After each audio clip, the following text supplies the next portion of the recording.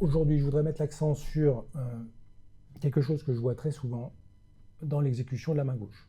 Ici, nous jouons l'arpège et qu'est-ce que je vois souvent? C'est des gens qui vont essayer de lier la dernière note de l'arpège comme ça avec la première.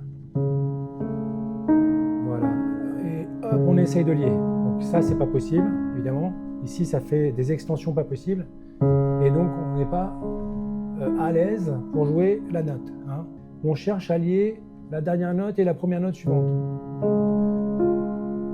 Hein, Chopin n'a pas écrit ça pour que ça soit absolument lié dans le geste. Hein. Par contre, qu'on considère que ça pourrait être lié dans la musique, ça c'est possible. Mais dans le geste, il n'en est pas question, parce que ça nous ferait beaucoup trop crisper, et une crispation, ça veut dire un mauvais son. Et donc la priorité en musique, c'est pas qu'on ait un mauvais son, parce que notre priorité est de faire le geste. Hein. Donc le geste, on s'en fout.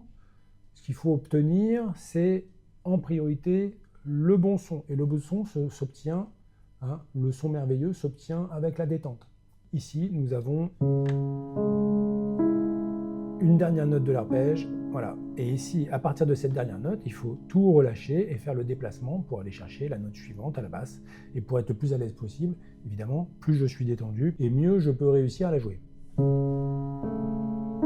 Voilà, ici je finis mon arpège, je suis détendu, il n'y a aucun doigt qui s'étend pour aller chercher par excès d'anticipation la note suivante. J'ai tout simplement qu'un déplacement de poignet à faire. Et qu'est-ce que ça donne avec l'exécution des deux mains? Ceci. Vous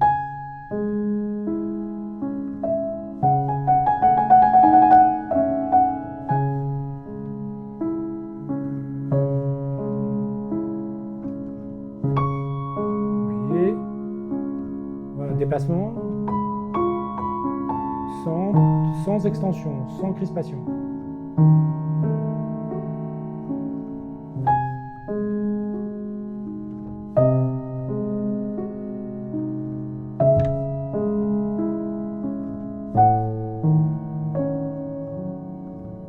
Voilà, éviter la liaison entre la dernière note de l'arpège et la première de la suivante.